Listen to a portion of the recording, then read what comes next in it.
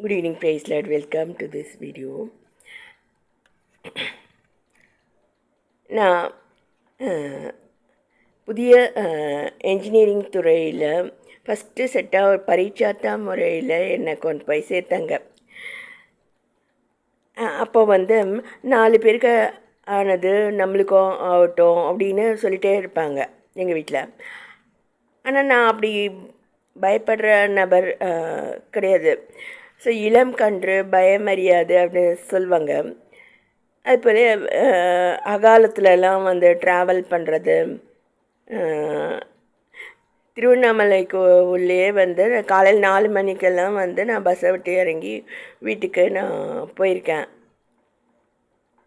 நிறைய ஃபேமிலிஸ் மற்றவங்க தெரிஞ்சவங்க அவங்க பார்த்து ஆச்சரியமாக பார்ப்பாங்க. ஆனால் கூட நான் பயப்படாமல் நான் அப்படி நடமாடுறது வழக்கம். பஸ்லேயும் தனியாக ட்ராவல் பண்ணக்கூடிய சூழ்நிலையெல்லாம் இருந்தது. அதுபோல் இதை நிறைய வீடியோஸில் நான் சொல்லியிருக்கேன். ஆனால் அதுபோல் இளம் கன்று பயமறியாது அப்படின்னு சொல்லிட்டு பயம் இல்லாமல் நான் மாரி நடமாடுவேன். ஸோ ஆபத்தான நிலை அப்படின்னா கர்த்தருடைய பிள்ளைகளுக்கு வருது அப்படின்ட்டு எங்கள் வீட்டில் நிறைய சொல்லுவாங்க. அதாவது ரத்த சாட்சியாக மறிக்க வச்சிடுறாங்க, கட்டி வச்சு எரிச்ச கதை, அப்படியெல்லாம் எங்கள் வீட்டில் புத்தகங்கள் நான் வாசிச்சிருக்கேன். அதோட டார்ச்சர்டு ஃபார் கிரைஸ்ட் அப்படி சொல்லிட்டு ரஷ்யாவில் ஏதோ நடக்குது அப்படியெல்லாம் புத்தகங்கள் எங்கள் வீட்டில் ரெகுலராக வரும். இதெல்லாம் நம்ம ரட்சிக்கப்பட்டு இருந்தால் கூட கர்த்தருடைய பாதையில் முன் செல்லறதுக்கு பயம் ஏற்படுத்துறதா இருக்குது. ஆனால் அப்படியெல்லாம் எதுவுமே நடக்கலை அப்படின்னு தெரிஞ்சு சொன்னாங்கன்னு கூட நான் கேள்விப்பட்டேன்.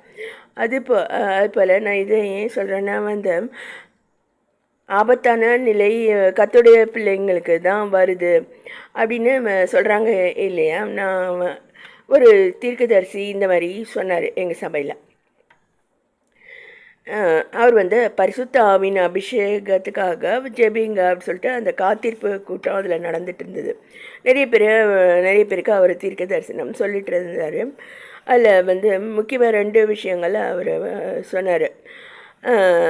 நிறைய காரியங்கள் நம்முடைய ஜீவியத்தில் கர்த்தருக்கு பிரியமில்லாத இருக்குது அப்படி ஒன்று எனக்காக அவர் சொன்னார். அதில் நம்ம திருத்தி கொள்ள வேண்டியது இருக்குது அப்படின்னு அவர் சொன்னார். இன்னொன்று என்ன சொன்னாருன்னா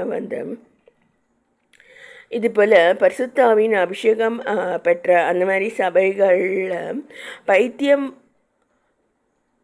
பைத்தியக்கார ஆஸ்பத்திரியில் ஒருவர் கூட இல்லை அப்படின்னு அவர் சொன்னார்.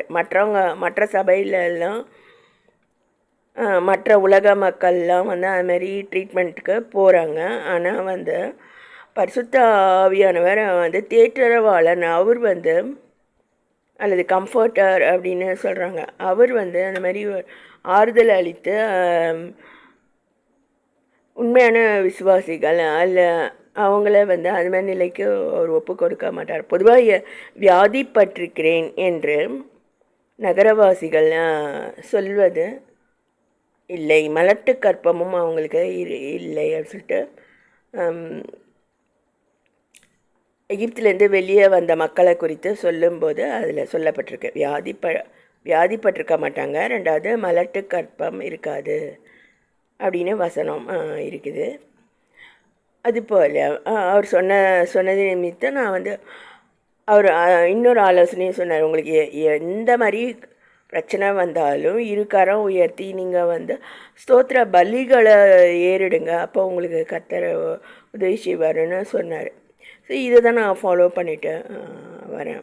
பல பேர் ஏதேதோ ஒப்பீனியன் வச்சுட்டு இருக்காங்க. ஆனால் அதெல்லாம் நான் ஜுஜுப்பியாக நான் ஹேண்டில் பண்ண கர்த்தர் எனக்கு ஞானத்தை தந்திருக்காரு. பயப்படக்கூடிய சூழ்நிலைகள் உலக மக்களுக்கு நிறைய இருக்குது. கர்த்தருடைய பாதுகாப்பு, கர்த்தருடைய தூதர்களுடைய பாதுகாப்பு எல்லாமே கர்த்தருடைய பிள்ளைகளுக்கு நிறைய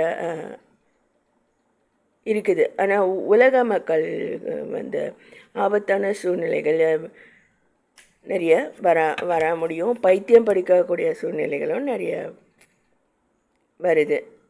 இதை தான் நான் வந்து இதில் ஷேர் பண்ண விரும்புகிறேன்.